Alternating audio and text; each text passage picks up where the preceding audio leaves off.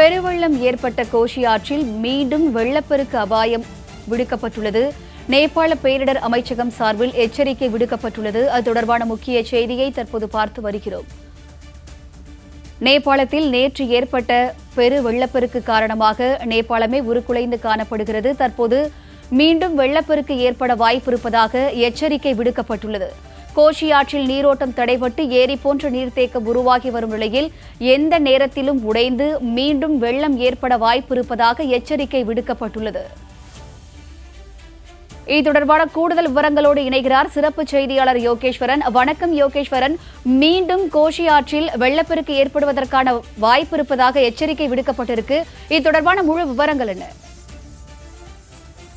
வினிதா, நேற்று கோசி ஆற்றுல நேபாளத்துல ஒரு பெரும் வெள்ளப்பெருக்கு ஏற்பட்டது. இந்த வெள்ளப்பெருக்குக்கான காரணம் இமயமலை பகுதிகளில் இருக்கக்கூடிய பனிப்பாறை உருகி ஒரு இடத்துல நீர்த்தேக்கம் போல தேங்கி ஒரு குறிப்பிட்ட அளவு நீர் தேங்கியதற்கு பிறகு அதுல ஏற்பட்ட அழுத்தத்தின் காரணமாக வெடிப்பு ஏற்பட்டு ஒரு மிகப்பெரிய வெள்ளப்பெருக்காக அது மாறியது.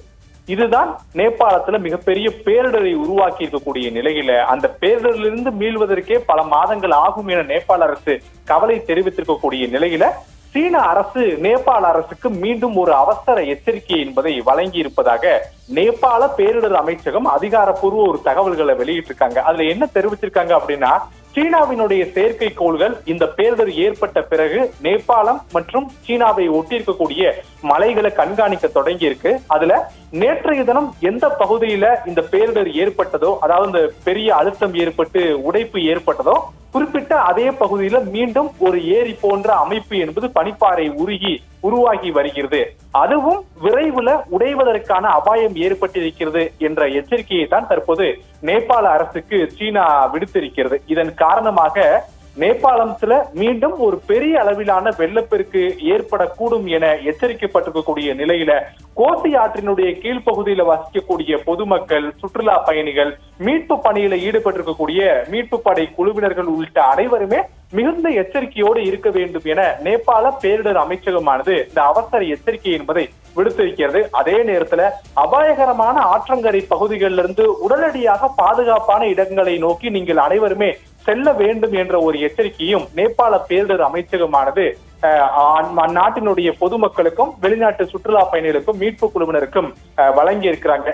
நேற்று இந்த வெள்ளப்பெருக்கு ஏற்பட்டதற்கான முக்கியமான காரணமே நீண்ட நாட்களாக ஏரி போன்ற ஒரு அமைப்பு பல இடுக்குகள்ல உருவாகி அது ஒரு கட்டத்திற்கு மேல் பெரிய வெடிப்பாக ஏற்பட்டு முழு தண்ணீரும் ஒரே நேரத்துல வெளியேறியதன் காரணமாக இந்த ஒரு பெரும் வெள்ளப்பெருக்கு என்பது ஏற்பட்டிருந்தது. தற்போது மீண்டும் அதே போன்ற ஒரு ஏரி போன்ற அமைப்பு என்பது இமாலய மலைப்பகுதிகளில் உருவாகி வருவது சீனாவினுடைய செயற்கைக்கோள்கள் மூலமாக கண்காணிக்கப்பட்டிருக்கக்கூடிய நிலையில அவசர எச்சரிக்கையை சீனா நேபாள அரசுக்கு வழங்கியிருந்த நிலையிலே தற்போது நேபாள பேரிடர் அமைச்சகமும் இந்த அவசர எச்சரிக்கை என்பதை வெளியிட்டிருக்கிறது.